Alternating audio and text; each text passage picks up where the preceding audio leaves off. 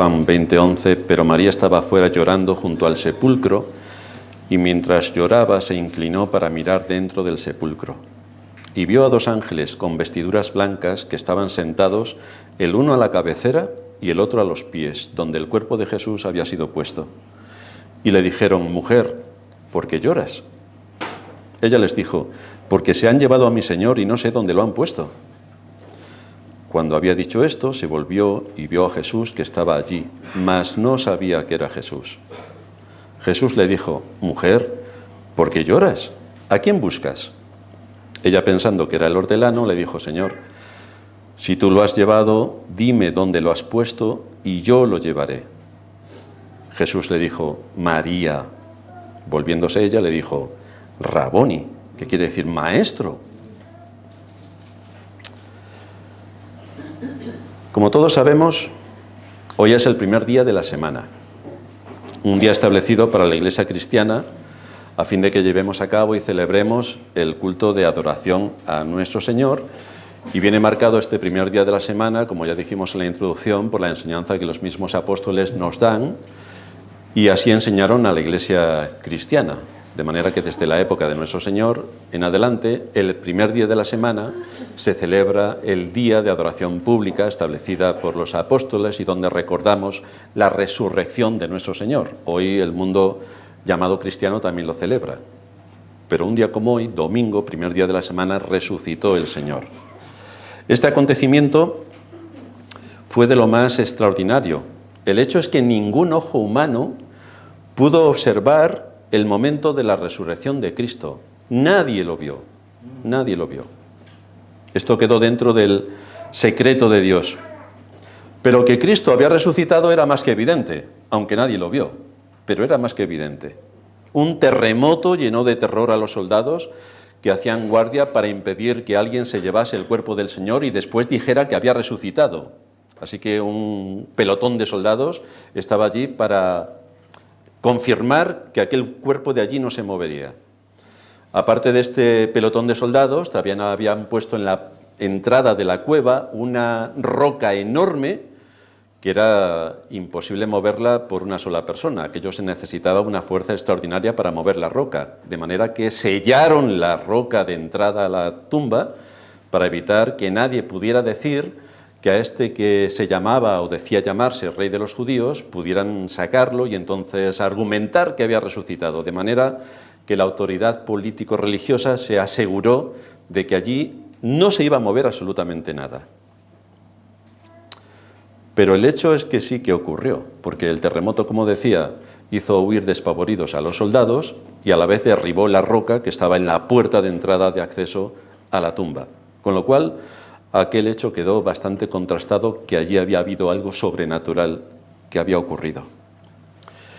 Luego también, cuando vemos lo que había en el sepulcro, es bastante curioso. La condición en la que estaban las vendas mostraban otra evidencia. El cuerpo en aquel tiempo se envolvía en lienzos y se quedaba prácticamente momificado. Y allí había ocurrido algo porque las vendas, los lienzos, estaban ordenados. Y el Señor va a dar un paso más adelante, y es que se iba a empezar a presentar personalmente a distintas personas, con lo cual la evidencia de su resurrección quedaba absolutamente confirmada. Por lo que podemos estudiar en las Escrituras, el Señor hizo 11 apariciones antes de su resurrección. En primer lugar, se apareció a María Magdalena, una mujer. Esto es curioso, porque hoy parece que han descubierto a las mujeres. Ahí tenemos a las ideologías sectarias de izquierda que han descubierto a la mujer. Ahí están las feministas, han descubierto a la mujer, pero la Escritura es amplia en decir y en reconocer y en poner en una posición de honor a la mujer. Así que estos que aparecen aquí como que han descubierto la rueda, hombre, la rueda ya se inventó hace bastantes miles de años, así que no sabemos a cuento de qué vienen con esto. También vienen con más cuentos sobre el tema de que hay que cuidar el medio ambiente, que parece que se les ha ocurrido a ellos. Pero no sé si se han percatado que el Señor, cuando creó a Adán y Eva, a Adán le dijo que guardase y cuidase el huerto. No sé si eso tiene mucho que ver con cuidar el medio ambiente, pero se le parece bastante. Así que llegan con bastantes milenios de retraso, pero ¿qué podemos esperar de ideologías sectarias de izquierda? No podemos esperar otra cosa. Por tanto, en primer lugar, el Señor se apareció no a ningún otro, sino a María Magdalena, una mujer. En segundo lugar, se apareció a las mujeres cuando regresaban del sepulcro, según nos dice Mateo 28:9. En tercer lugar, se apareció a Simón Pedro, según se nos enseña en Lucas 24:34. En cuarto lugar, se apareció a los discípulos de Maús, que no tenían ni idea de lo que estaba pasando y estaban tristes, según nos relata Lucas 24:13. Se apareció en quinto lugar a 10 apóstoles en el aposento alto, según nos dice Juan 20. También en Juan 20, en sexto lugar, se aparece a 11 apóstoles, ya se incluye Tomás. En séptimo lugar, se aparece a 7 discípulos que faenaban en el mar de Tiberíades, según nos enseña Juan 21. En octavo lugar, a los 11 apóstoles y posiblemente a otros discípulos con ellos, según se nos dice en Mateo 28:16. En noveno lugar, a más de 500 hermanos, según se nos relata en 1 Corintios 15:7. En décimo lugar, a Santiago, según nos relata también 1 Corintios 15:7. En onceavo lugar, a los 11 apóstoles y posiblemente a otros discípulos más con ellos, en el Monte de los Olivos antes de su ascensión. Pero hay más apariciones del Señor, aparte de estas 11. En décimo lugar aparece, después de su ascensión, a Esteban, cuando lo apedrean, y él mira y ve al Señor. En decimotercer lugar, a Saulo, en el camino de Damasco, cuando ve una luz más potente que el sol y cae a tierra. En decimocuarto lugar, a Juan en la isla de Patmos, en el destierro, por causa de la palabra, según nos relata Apocalipsis capítulo 1. Esta fue la última vez. Pero es significativo que apareciera 14 veces porque el número no nos puede pasar desapercibido. Si el número de la perfección es 7 y el número para dar testimonio y confirmar una verdad es el 2, lo que tenemos es 7 por 2, 14 veces que aparece el Señor, de una manera completa y perfecta. Su siguiente aparición será en el futuro y la llevará a cabo ante aquellos que han sido comprados con su sangre, cuando Él venga en su segunda venida. Así nos dice Pablo en 1 de Tesalonicenses 4:16, porque el Señor mismo, con voz de mando, con voz de arcángel y con trompeta de Dios, descenderá del cielo, y los muertos en Cristo resucitarán primero. Nosotros somos juntados, nuestro alma con nuestro cuerpo, y resucitaremos. Los primeros. Este será el número 15. Pero 15 corresponde a 3 por 5. Aquí no vamos a hacer cábalas ni entrar en cosas raras, pero sí en lo que nos muestra la Escritura. 15 es 3 por 5. 3 es el número de la plena manifestación de la divinidad. Dios Padre, Dios Hijo, Dios Espíritu Santo. La Trinidad. Y 5 es el número de la gracia. Por lo tanto, en su segunda venida, su gracia se manifestará plenamente cumpliendo toda la redención. Por fin, libres del pecado. Toda la creación que gime a una será libertada del pecado a la que ahora mismo está sometida. Pero es con la primera de estas apariciones de nuestro Señor resucitado a la que vamos a hacer hoy referencia. Y aquí también la importancia del número es interesante, porque 1 es el número de Dios en la unidad de su esencia. Oye Israel, el Señor nuestro Dios, el Señor uno es. Por lo tanto, se nos habla de su soberanía absoluta y de su poder omnipotente. Estamos delante del Dios eterno. Es bastante curioso que su primera aparición no fue a los 11 apóstoles, que son nuestros maestros, son sobre quien se sustenta la iglesia cristiana, pero no fue a ellos, no fue a ellos. Ni siquiera al discípulo amado, que era Juan. A quien Cristo se mostró por primera vez fue a una mujer, aquella de quien había quitado 7 demonios, nos dice la Escritura. Curiosamente, ella era una de las mujeres que le servían. Si nos vamos al texto adicional de Lucas capítulo 8, a partir del versículo 2, se nos dice que algunas mujeres que habían sido sanadas de espíritus malos y de enfermedades, María, que se llamaba Magdalena, de la que habían salido 7 demonios, Juana, mujer de Chuza, intendente de Herodes, y Susana, y otras muchas que le servían de sus bienes. Aunque el Señor podría haber vivido sin necesidad de que nadie aportase nada a sus bienes, sí que puso esa responsabilidad en medio de su pueblo. Al Señor no le hacía falta dinero. Podría haber sacado oro de donde hubiera querido. Pero no hizo absolutamente nada de esto, sino que demandó esta responsabilidad de aquellos que él llamó a la salvación. Y estas mujeres contribuyeron para asistir al ministerio de Cristo en este mundo y el ministerio de los apóstoles.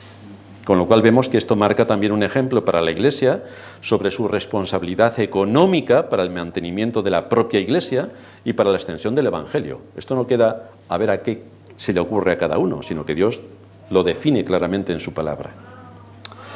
Pero ¿quién era María? ¿Quién era María?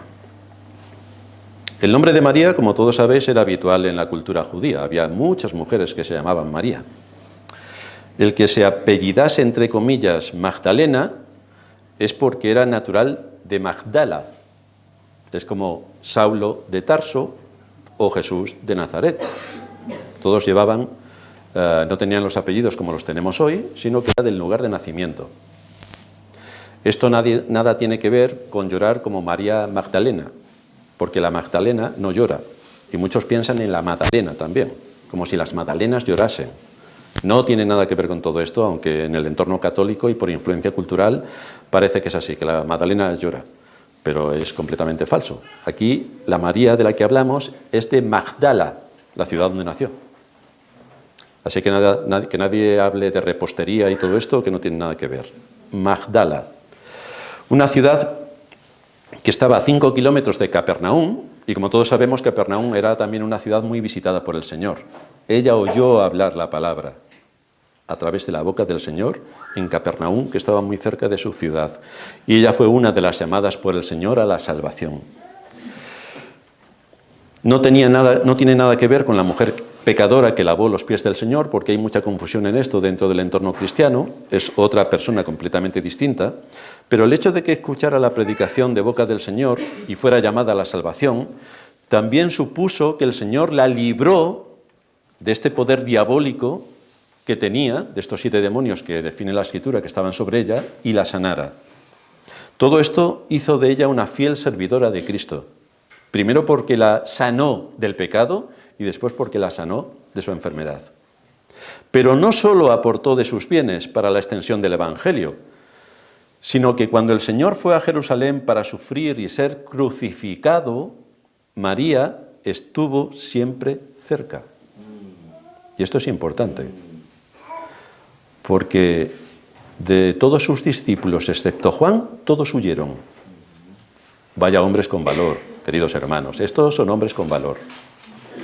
Y vemos aquí a una mujer que está cerca del Señor cuando estaba sufriendo toda esta terrible persecución, todas sus afrentas, todos sus latigazos, todas sus injurias, y cuando fue clavado en la cruz, María también estaba allí cerca. Ella fue testigo de la muerte del Señor. Nos dice el texto adicional de Marcos 15:40 que había algunas mujeres mirando de lejos, entre las cuales estaba María Magdalena, nuestra protagonista, María la madre de Jacobo el menor y de José, y Salomé. Estas mujeres estaban allí, asistiendo a la vileza más grande que jamás se ha cometido. Después también ella participó en los preparativos del entierro.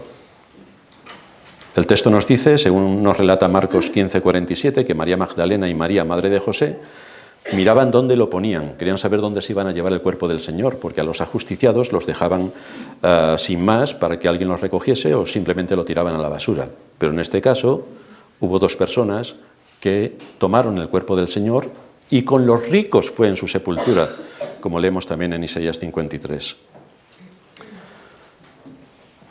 Ella mostró su valor por encima de los discípulos. Siguió atentamente toda la actividad por donde llevaron al Señor y fue testigo ocular de sus padecimientos, lo cual debió partirle el corazón continuamente al ver semejante vejación y al verle clavado en la cruz.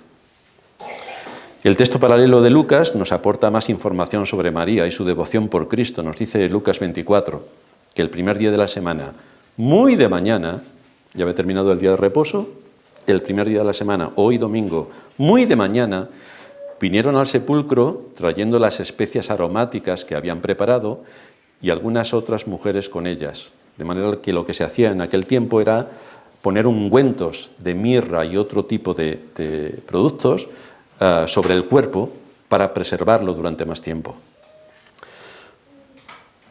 Así que madrugaron bastante estas mujeres para poner estas especias aromáticas sobre el cuerpo del Señor, según la costumbre que ellos tenían. En la historia que se nos narra, ya no están las otras mujeres a las que hace referencia al texto de Lucas, sino que está ella sola. Ella sola frente al sepulcro, en el que había visto que habían enterrado al Señor. El ver la tumba vacía le produjo un impacto enorme. Y esto atacó directamente sus sentimientos. Así que el versículo 11 de este capítulo 20 de Juan se inicia diciendo: pero María estaba afuera llorando junto al sepulcro. Llorando. En María podemos vernos todos identificados, porque en ella encontramos el esfuerzo en servir a Cristo, pero hay un detalle aquí importante. La caída por no estar atenta a su palabra. Por una parte, un esfuerzo extraordinario de servicio, de tesón, de estar junto a Él en sus sufrimientos, pero aquí hay algo que falla, una caída que vamos a ver. Estos versículos que hemos leído nos muestran, en primer lugar, que quienes aman a Cristo con más diligencia y perseverancia son los que obtienen las mejores bendiciones, porque ella obtuvo la bendición de ser la primera a la que el Señor se presentó. Esto se ilustra en el libro de Proverbios, en el capítulo 8, versículo 17. Allí se nos dice: yo amo a los que me aman y me hallan los que temprano me buscan. Y esto es lo que ocurrió con esta mujer, temprano me buscan. Seguramente seguía el ejemplo del Señor que nos comentaba antes el pastor Portillo, que se levantaba muy de madrugada, aún siendo de noche, para orar. Pues aquí vemos a esta mujer también con ese ejemplo. Muy de mañana, el primer día de la semana, se dirigió a cumplir con un deber que ellos tenían establecidos. A diferencia de las mujeres, los dos discípulos que vieron la tumba vacía volvieron a casa. Pero María no se pudo alejar del sepulcro, no pudo. Había un profundo amor por Cristo que le impedía alejarse del lugar donde Nicodemo y José de Arimatea le habían dejado. Por otra parte, vemos también en su conducta que en muchas ocasiones los temores y los miedos que podemos tener como creyentes son totalmente infundados. Y este texto nos lo demuestra. Pero María estaba afuera llorando junto al sepulcro, llorando. Y una vez más el Espíritu Santo nos muestra aquí que el amor debe ser dirigido por el conocimiento. El amor debe ser dirigido por el conocimiento, y este conocimiento debe ser fruto de la fe y de la palabra. El conocimiento es una condición necesaria para entender y comprender las promesas de Dios y cómo se aplican las promesas de Dios a nuestra situación particular. Tenemos aquí a Satanás dando vueltas. Ya sabéis que es el Dios de las moscas, y aquí tenemos a la mosca dando vueltas. En María vemos que fue su profundo amor por Cristo lo que le hizo llorar. Lloró desconsoladamente, lloró amargamente. Pero si observamos bien, vemos que estaba llorando porque el sepulcro estaba vacío. Esto es interesante. Estaba llorando porque el sepulcro estaba vacío. Sin embargo, esto es precisamente lo que le debía haber llenado de gozo y alegría.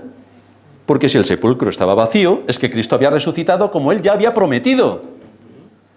Pero no fue así. No fue así.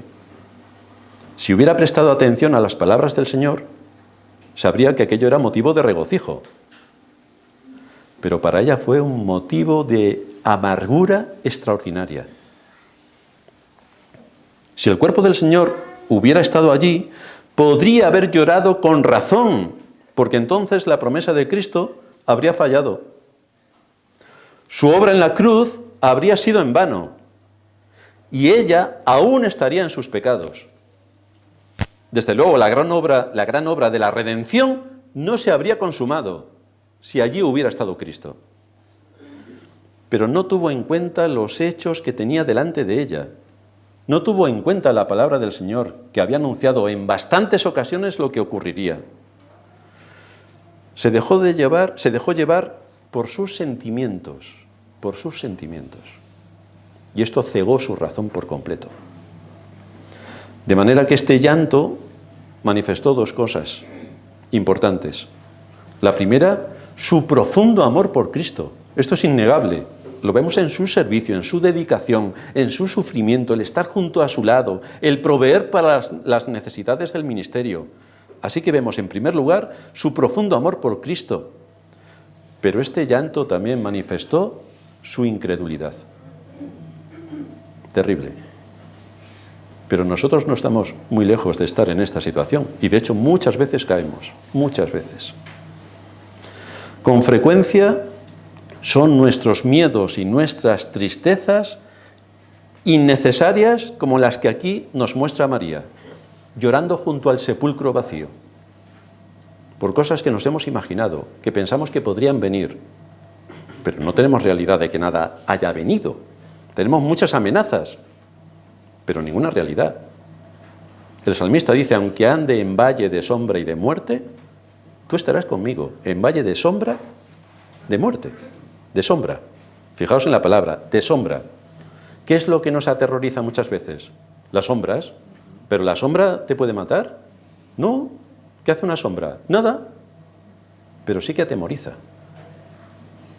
Entonces, en esos momentos tenemos que recordar que Él está con nosotros, aún en medio de las sombras, que es propaganda, que nos atemoriza, que nos hace rendirnos, que desbarata todo nuestro ser interior. Y son solo sombras. María lloró como si nada pudiera consolarla. Lloró a pesar de ver a los ángeles dentro del sepulcro. A pesar de ver a los ángeles, lloró. No dejó de llorar aun cuando los ángeles le dijeron, mujer, ¿por qué lloras? Los ángeles. No dejó de llorar. Ellos le estaban queriendo decir que no había motivo para llorar. Mujer, ¿por qué lloras? Pero si Cristo ha resucitado. ¿Por qué lloras? Ella estaba tan ensimismada en su dolor que no escuchó lo que los ángeles le estaban diciendo. Siguió con su profundo dolor. Pero es más, lloró todavía cuando nuestro Señor le dijo, mujer, ¿por qué lloras? Se lo dijo el Señor.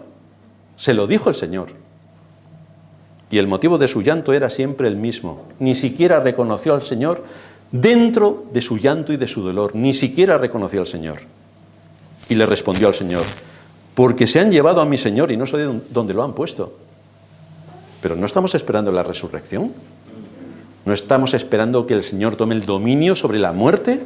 Si es esto lo que estuvo predicando 3 años y medio. Se han llevado a mi Señor y no sé dónde lo han puesto. María, ¿por qué lloras?, le dice el Señor. Se han llevado a mi Señor y no sé dónde lo han puesto. Sin embargo, en todo este tiempo que ella estaba tan afligida y llorando, desconsoladamente, su Señor estaba muy cerca de ella. Estaba muy cerca. Sus lágrimas eran innecesarias. Debería haber saltado de gozo, como decía antes, por ver el sepulcro vacío y mucho más al ver a aquel que le hablaba, el Señor.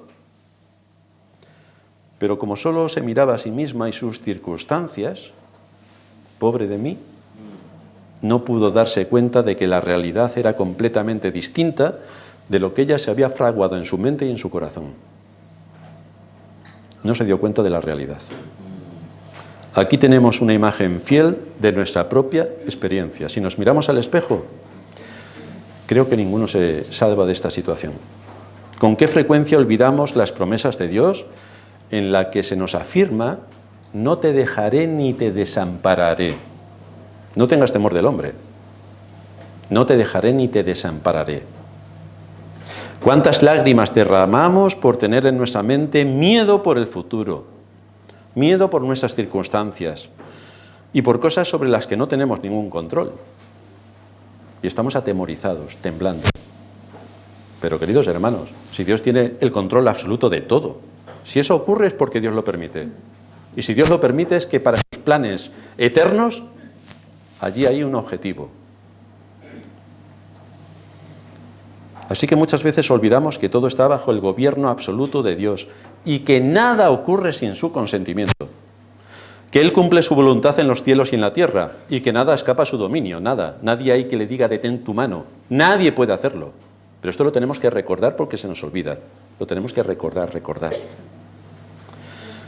Y por otra parte, aunque veamos muchas injusticias en nuestra época, aunque ocurran cosas tristes en las iglesias de Cristo, aunque haya manipulación y muchas intenciones malvadas de hacer daño por parte de los poderes políticos, sea lo que sea que esté ocurriendo, todo está permitido por Dios. Dios permite que ocurran estas cosas. El mundo se aleja de Dios, reniega de Dios, le escupe a Dios. Pues no nos podemos extrañar de que vengan juicios. ¿Y cómo se llevan a cabo los juicios? Pues a través de los poderes políticos. Es así como ocurrió en Israel durante toda su vida, toda su existencia. Fueron invadidos continuamente por naciones vecinas. Fueron llevados esclavos por naciones vecinas. Fueron sometidos por naciones vecinas. ¿Cuál era el origen de todo este juicio de Dios? La desobediencia. Desobedecieron. Los juicios llegaron continuamente, cada vez con más intensidad, hasta que las 10 tribus del norte desaparecieron del mapa. Si los hombres rechazan a Dios y le desprecian, lo natural es que las cosas vayan de mal en peor. Y nosotros como Iglesia estamos dentro de todo el contexto social, cultural, económico, político, estamos dentro. No nos vamos a librar de todo lo que tenga que ocurrir. Daniel no se libró de la invasión caldea, ni se libró de ser tomado prisionero y llevado a Babilonia. No se libró, aunque era un hombre temeroso de Dios, un joven cuando fue tomado. Pero allí donde Dios le puso, fue luz. Fue fiel en aquello sobre lo que el rey le puso en sus dominios. Y siempre repetimos el caso de Daniel, porque fue el segundo en el reino, bajo 4 reyes y 2 imperios. Así que ahí tenemos un ejemplo de testimonio impecable de un hombre que sirvió a Dios en medio de su generación. Hay situaciones y circunstancias en las que no podemos hacer nada. No podemos hacer nada por cambiar el ritmo del mundo que ahora mismo va directamente al precipicio. Nosotros no podemos detener ese ritmo que lleva el mundo. Pero sí que podemos orar para que el Señor nos consuele y nos aliente en medio de todo lo que se está fraguando, que tiene como objetivo acabar con Dios y con su pueblo, y nosotros tenemos que defendernos en la medida de nuestras posibilidades, y aún siendo un pueblo pequeño, de todos los ataques que estamos sufriendo. Y esto lo hacemos mediante la oración, mediante la palabra y suplicando la ayuda del Espíritu para que mantenga encendida la llama que nos hace estar dando luz en medio de la terrible oscuridad que nos rodea.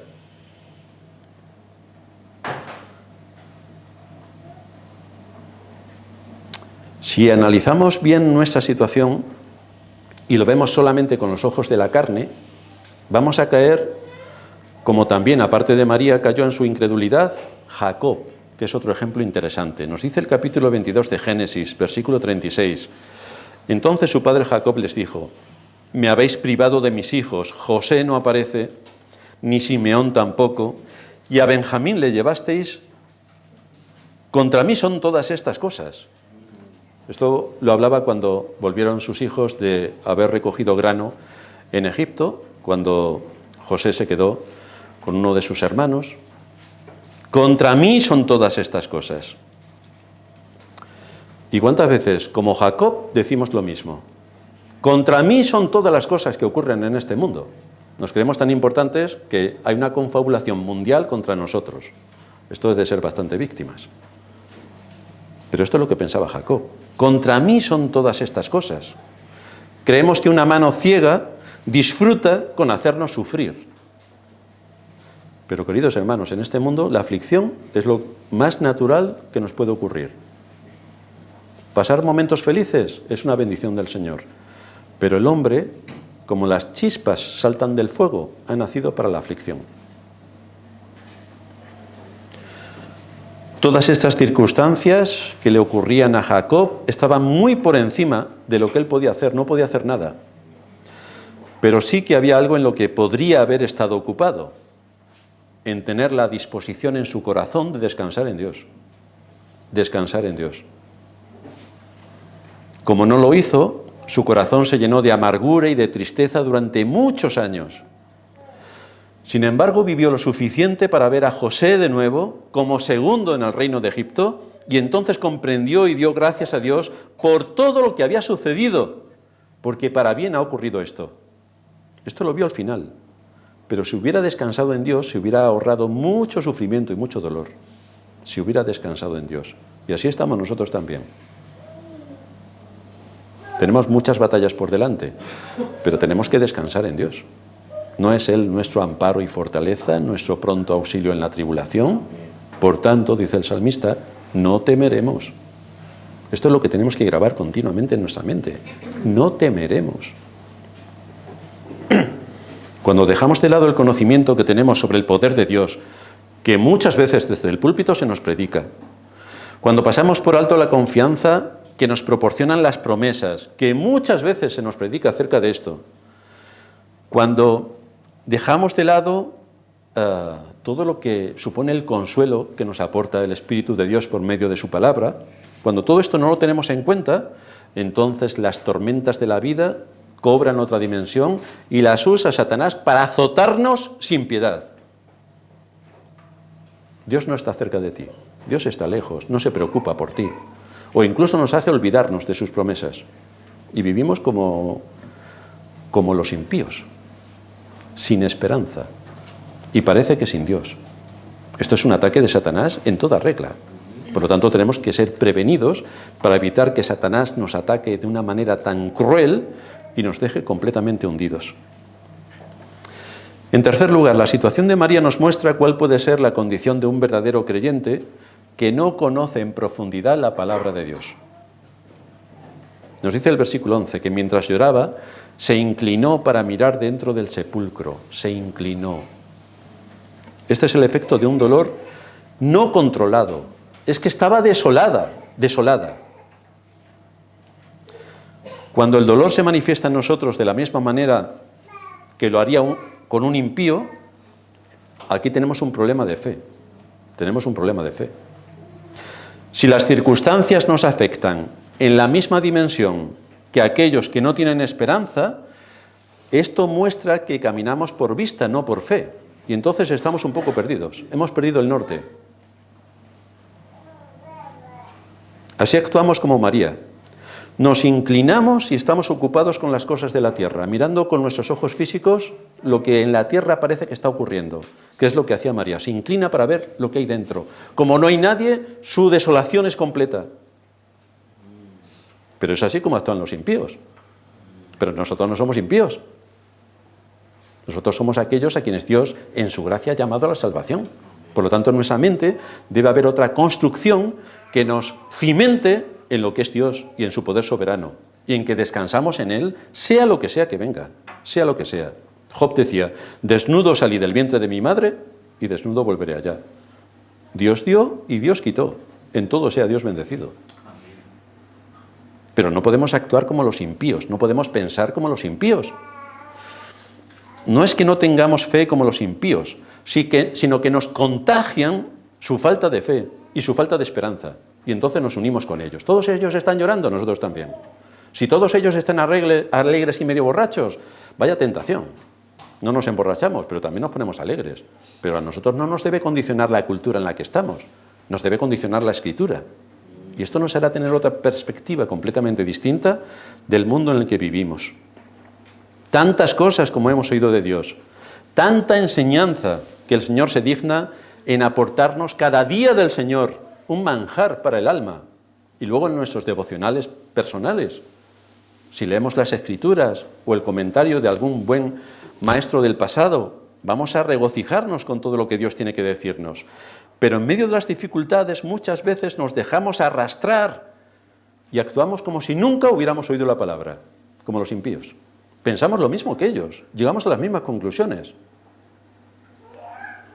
Y entonces nos quedamos perplejos de a qué nivel podemos llegar por olvidarnos de la palabra. Pero además,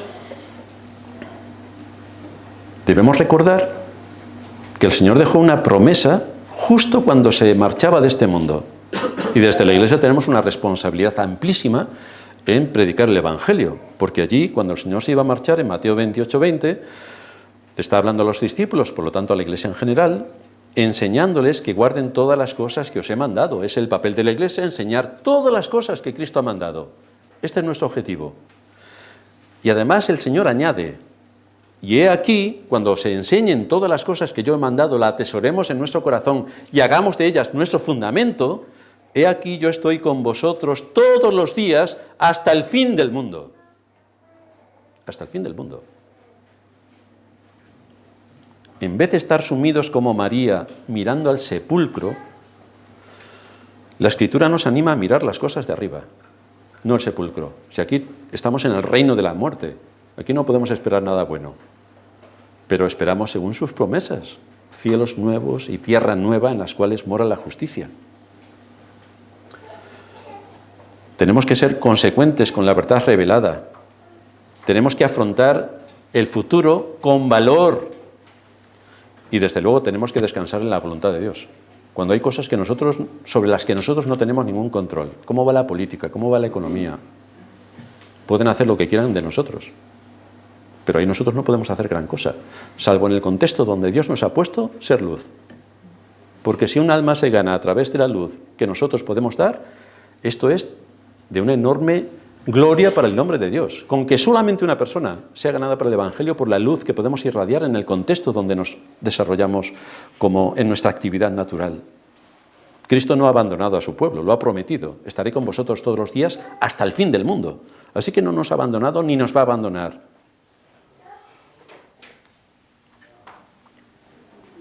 Por supuesto que no queremos vivir como si no conociéramos a Dios, sino como aquellos que han conocido la verdad. Y aplicar esto, queridos hermanos, requiere valor, esfuerzo y sacrificio. Hay que tener valor. Hay que esforzarse bastante y esto supone que nos vamos a sacrificar en muchas cosas, como antes también estábamos escuchando, del sacrificio del Señor y de su autonegación. Requiere que nos neguemos muchas cosas que a nosotros nos gustarían o que veremos que no son pecaminosas, pero que tenemos que someternos en el servicio al reino de Dios para cumplir su voluntad en este mundo. Debe existir un fuerte vínculo entre el conocimiento que tenemos de las Escrituras y la vida que llevamos. Debe estar conectado. No podemos ser unos maestros en la teoría y unos analfabetos en la práctica. Eso no podemos serlo. Tenemos que ser consecuentes con la verdad que se nos ha revelado. En cuarto lugar, nos encontramos un testimonio que confirma la verdad. Dice el versículo 12, que vio a dos ángeles con vestiduras blancas que estaban sentados el uno a la cabecera y el otro a los pies donde el cuerpo de Jesús había sido puesto. Había dos mensajeros del cielo, listos para volver a asegurar el corazón de María en la esperanza de la resurrección que tantas veces anunció el Señor. Su presencia en el sepulcro era una prueba de que el cuerpo de Cristo había sido resucitado, nadie lo había robado, nadie. Estaban allí los ángeles. Su misma postura, sentados, uno en la cabecera y otro a los pies, significaba que todo estaba en orden. Su número, el 2, indica la confirmación de un testimonio. Dos testigos que estaban ratificando la resurrección de Cristo. Y esto evidencia el cuidado que Cristo tuvo para dejar un testimonio fiable de su resurrección. Dos ángeles. Vio a dos ángeles vestidos de blanco que estaban sentados. Así que el sepulcro no estaba tan vacío como parecía. El sepulcro no estaba tan vacío como parecía. Lucas nos habla de dos varones que aparecen a las otras mujeres un poco más temprano que María. Y es interesante observar las diferencias. La lectura adicional de Lucas 24 sobre este texto, en el versículo 4, nos dice que aconteció que estando ellas perplejas por esto, he aquí se pararon junto a ellas dos varones con vestiduras resplandecientes. Así que Lucas los identifica como dos varones. Juan es más explícito y los identifica como dos ángeles. Cuando las otras mujeres vieron a los ángeles, estaban en la parte exterior del sepulcro. Pero en el caso de María, los ángeles ya estaban dentro del sepulcro. Por lo tanto, el sepulcro no estaba vacío. En Lucas 24 los ángeles estaban de pie ante las mujeres. Aquí en Juan los ángeles están sentados, donde se depositó el cuerpo del Señor. Uno a la cabecera y otro a los pies. Ya sabéis que los ángeles aparecen a lo largo de toda la historia de la humanidad. Se les llama en las Escrituras los espíritus ministradores, que vienen a ejecutar la voluntad de Dios en este mundo. Dios no actúa generalmente de forma milagrosa, sino que para la extensión del Evangelio usa a los pastores. La fe viene por el oír y el oír por la palabra de Dios. ¿Cómo oirán si no son enviados? Pues aquí tenemos a los pastores que son enviados, a los misioneros, para predicar el Evangelio. Pero Dios también en el mundo espiritual envía a sus ministros, que son los ángeles, para cumplir su voluntad en este mundo. En la historia del Nuevo Testamento, un ángel anunció el nacimiento de Juan el Bautista, también el nacimiento del Señor. Fueron ellos quienes anunciaron el nacimiento de Cristo a los pastores, proclamaron la gran salvación que venía con Cristo. Fueron ellos quienes estuvieron sirviendo al Señor en la tentación. Fueron ellos quienes estuvieron con el Señor en Getsemaní. Y ahora aparecen en el día de la resurrección, nuevamente. Destaca el color de sus vestiduras, blancas resplandecientes. Marcos nos da un detalle adicional cuando llegaron las mujeres al sepulcro. En Marcos 16:5 se nos dice que cuando entraron en el sepulcro vieron a un joven sentado al lado derecho, cubierto de una larga ropa blanca, y se espantaron. Es evidente que en las Escrituras el color blanco significa pureza absoluta. Este es también el color de las vestiduras de los creyentes cuando estemos en el reino de los cielos. Vestiduras blancas resplandecientes. No hay ninguna señal de pecado, no hay impureza, no hay absolutamente nada. Blancas resplandecientes. También se nos habla del impacto que tuvo sobre las mujeres el que vieran a los ángeles. Y es que se espantaron. Claro que yo creo que si vemos algún ángel solamente que pase por aquí, no sé quién se quedaría en pie, porque nos produciría un espanto extraordinario. Por su naturaleza, por su poder, por sus características, nos quedaríamos más que aterrados. Y eso que son criaturas, seres creados como nosotros. Y son consiervos nuestros. Pero su naturaleza y su poder es incalculable a nuestro lado. También nos sorprende el detalle que se nos da sobre la posición en la que María encuentra a los ángeles. Nos dice que vio a dos ángeles vestidos de blanco, sentados el uno a la cabecera y el otro a los pies. Porque este es el único lugar en las Escrituras donde vemos a los ángeles sentados. El hecho de que estaban sentados en el lugar donde el cuerpo de Jesús había sido puesto fue como un testimonio de Dios para evidenciar que había vigilantes celestiales guardando el cuerpo de Cristo y que por lo tanto nadie se lo había llevado. Nadie podía llevárselo. Aquí estamos hablando de una resurrección. Así se cumple también la profecía del Salmo 91. Pues a sus ángeles mandará cerca de ti que te guarden en todos tus caminos. Aquí también en la muerte fue asistido el Señor. Esta posición en la que María encuentra a los ángeles es sumamente curiosa porque nos lleva directamente al texto de Éxodo que leíamos en la introducción, el arca del pacto. Allí se nos dice en Éxodo 25, 17, harás un propiciatorio de oro fino cuya longitud será de 2 codos y medio, su anchura de 2 codos y medio. Harás también 2 querubines de oro labrados a martillo, los harás en los 2 extremos del propiciatorio. Harás pues un querubín en un extremo y un querubín en el otro extremo. De una pieza con el propiciatorio harás los querubines en sus 2 extremos. Y de allí me declararé a ti y hablaré contigo de sobre el propiciatorio, de entre los 2 querubines que están sobre el arca del testimonio, todo lo que yo te mandare para los hijos de Israel. Allí estaban los querubines mirándose el uno al otro, con las alas cruzadas, tocando casi el uno con el otro, y mirando al propiciatorio.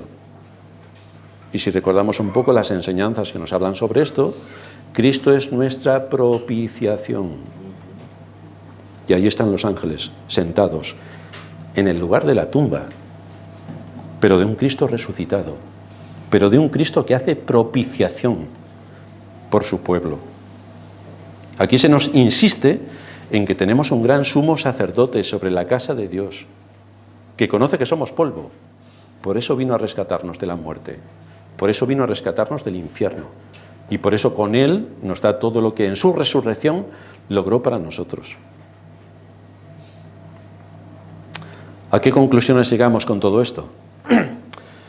Pues aquí vemos que a pesar de la conducta que nos presenta María, el Señor estuvo con ella y la consoló. No hubo ningún reproche. A pesar de que los ángeles le dijeron, María, ¿por qué lloras? A pesar de que el mismo Señor le dijo, María, ¿por qué lloras? Luego no hubo ningún reproche hacia María. No se la tildó de incrédula, de que no atendía bien las palabras. No hubo nada. Más bien, alentó el Señor su corazón, consoló su alma y tuvo la enorme deferencia de que ella fuese la primera que le vio después de resucitar. La primera. Una mujer que sirvió al Señor, que anduvo con Él atendiendo el servicio al ministerio, que le honró con sus bienes, que le atendió con sus hechos, que se esforzó, que fue valiente y que tuvo que soportar la muerte del Señor. Pues aquí vemos cómo el Señor tiene deferencia hacia ella, la primera a la que aparece. En toda su historia no vemos dejadez en sus responsabilidades. No vemos que fuese de las personas que hablan mucho y no hacen nada. Al contrario, encontramos en ella un ejemplo de constancia, de valor y de servicio.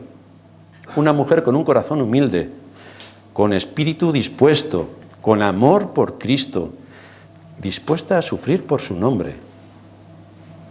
Cuando a Pedro lo identificaron como que servía y seguía a Jesús, Pedro rápidamente negó con juramento y maldición que no le conocía. Estas mujeres estaban allí y se mantuvieron.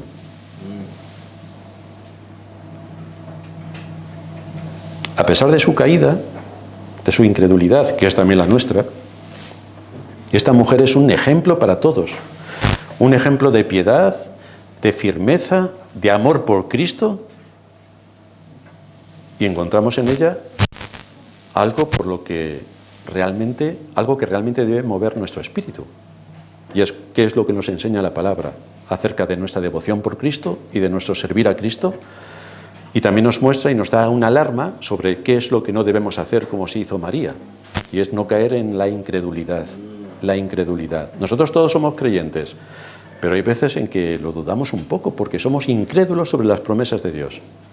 No te dejaré ni te desampararé. Pero esto es para todo. No nos va a dejar, jamás. De manera que estamos asentados en las promesas de Dios, recordamos quién es Dios, el Todopoderoso que creó los cielos y la tierra, que nada hay que se escape de su mano, que nadie puede hacer algo contrario a su voluntad, que defiende a su pueblo y que estará con nosotros hasta el fin del mundo. ¿Hay mayores promesas que estas para alentar nuestro corazón? Esto es lo que nos muestra María, este espíritu. Así que sobre esto debemos meditar y no debemos olvidar que Dios está con nosotros. Dios está con nosotros. Terminamos en oración. Amén. Padre nuestro que estás en los cielos, te damos gracias por tu palabra y por ver ejemplos como el de María, como tuviste misericordia de ella, no solamente al salvarla y quitarle aquella enfermedad satánica que la dominaba, sino también al consolarla en medio de su gran tristeza y lloro por causa de que Cristo no estaba en la tumba, pero como el Señor, tú la consolaste, la alentaste y la pusiste también para seguir sirviendo a tu reino. Gracias por darnos estos ejemplos de nuestros antepasados en la fe que nos evidencian también situaciones en las que nosotros podemos caer y podemos estar, pero también nos alientan en la batalla, nos alientan para saber cómo tenemos que andar cada día en nuestras actividades cotidianas y cómo poner primero nuestras cosas, nuestra mente en las cosas de arriba, para centrarnos en lo realmente importante y saber que debemos buscar primeramente el reino de Dios y su justicia y todo lo demás será añadido. Ayúdanos a descansar en ti, a confiar en tus promesas y a tener más que claro que eres el Dios omnipotente y poderoso que gobierna toda la creación y que nada hay que detenga tu mano. Ayúdanos en esto. En Cristo Jesús te lo suplicamos. Amén.